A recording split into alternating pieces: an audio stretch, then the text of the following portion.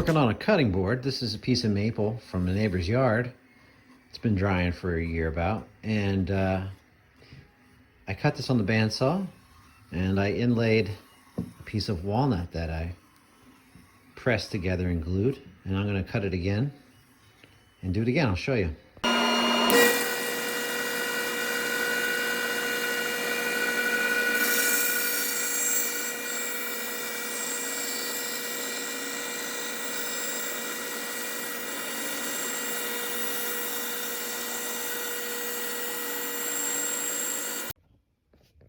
Okay, lots of glue. And now I'm going to glue these together. I'm gonna need 2 hands for that, so I'll show you once it's all pressed up. Okay, you can see I've got them glued together. I used this f-stop clamp to kind of keep the edges lined up as I clamped it down because it has a tendency to want to wobble back and forth. And I use these 2 bar clamps to really push this together. You can see there's lots of glue squeeze out. I'm gonna throw a couple more clamps along the middle here. And then when it comes to cleaning out the squeeze out of the glue, there's 2 separate thoughts. You can either use a moist rag to wipe it up, although some people say that kind of can negate the strength of your glue a little bit. So a lot of people wait ½ hour to an hour and then just kind of scrape off the glue before it's totally dry, but it's not soaking wet. I'm gonna do that. Hey guys, so I'm working on the cabinet doors for that customer of mine. This is gonna be made out of maple. And a good buddy of mine named Joe, who runs 611 Wood Metal Design, he's also a carpenter, took a look at the door that I made and said a good idea would be to make a mortise and tenon joint where the parts of the door meet up. And just to clarify, because I didn't mention this in the last video, you have different names for the parts of the cabinet. The rails are the small part of the door that go across like this, so these would be the rails, and the stiles will come down here. You saw how I did these. I just butted them up against each other and used a dowel. And the way I did that, I had to stop my groove so that it wouldn't cut all the way through. The difference over here is that you cut that groove all the way through. But now what we're gonna do is where the parts of the door are gonna meet up, there's going to be a strip of wood here that fills in that groove on the stiles. So you can see the groove on the stiles here. And if I do this right, it's gonna look like this. This is a little test piece I've been working on to try to get that fit up just right. You'll see that the rail should slide right into the stile and meet up. And that's gonna cover that groove. So the other thing my buddy told me is that when you're gluing these up, you only wanna really glue the rails and stiles together at the corners here and not glue the panel in, because the hardwood that you're making your door out of is going to shift depending on the moisture content. So you got to allow for some movement. So not gluing that is actually going to allow for that to happen. This part's just really satisfying.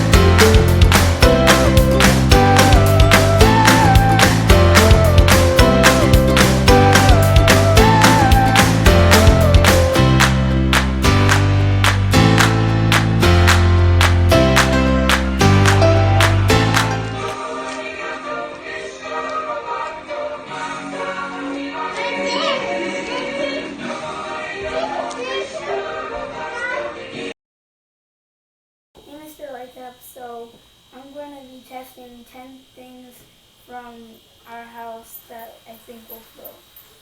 This is it's like a slime. It's like slime with some kind of foamy stuff. So let's see if it'll float. This feels really weird. Did it float? Yeah, it's weird. The next thing is like an eyeball monster thing. So Is it squishy or hard? squishy thing. It's like some kind of styrofoam or something. And now it floats. And still floats. So this is a crystal heart and it doesn't float. Try it again. I didn't see. See.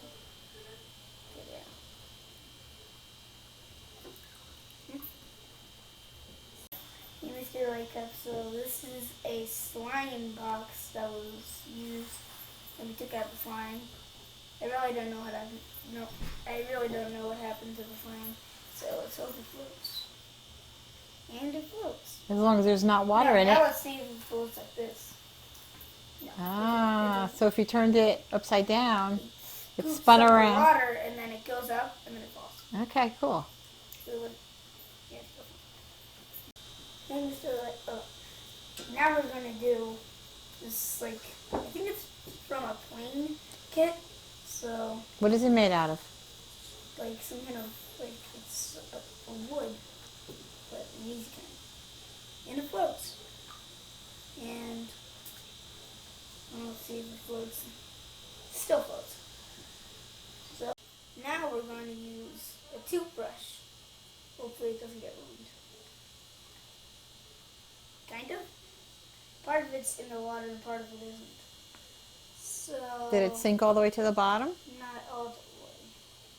But well, one side's touching the bottom, so, and the other side's underwater, so that was a fail. I don't know that was a complete fail. It's kind of a fail. Mr. Lightcap, we're going to use a sketch marker. It's going to get ruined. I don't think so. As long as the cap's on tight. I think it Is will. the cap on tight? There you go. Now it is. I think it will. It's definitely floating. Let's see if it's ruined. It is not ruined. Wow. And our eighth one is a penguin. And No. it sinks. You can clearly hear that. Yeah, it sinks. Hold up the penguin. Let's see it. Okay. 9, we're going to glue some kind of spiky ball. What's it made out of? It's a rubber ball? It's a rubber spiky ball. Oh shoot. Better not run away from me again. And it sinks. That was a big splash. So now we're going to do an aluminum foil boat, but I want to put my penguin in there. So if it floats, it floats. It still floats, but let's see if the penguin floats on its own. If it does. Does the boat float? Of course it does. And now let's see if the banana will float. No. What? Look at it. Oh, it's floating. Now let's see if it goes on the boat and floats. Oh shoot. That's a good boat you made. It doesn't float.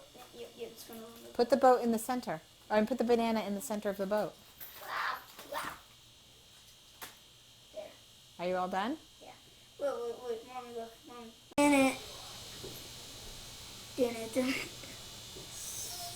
It's a bigger reflection. It's in the magnifying glass now.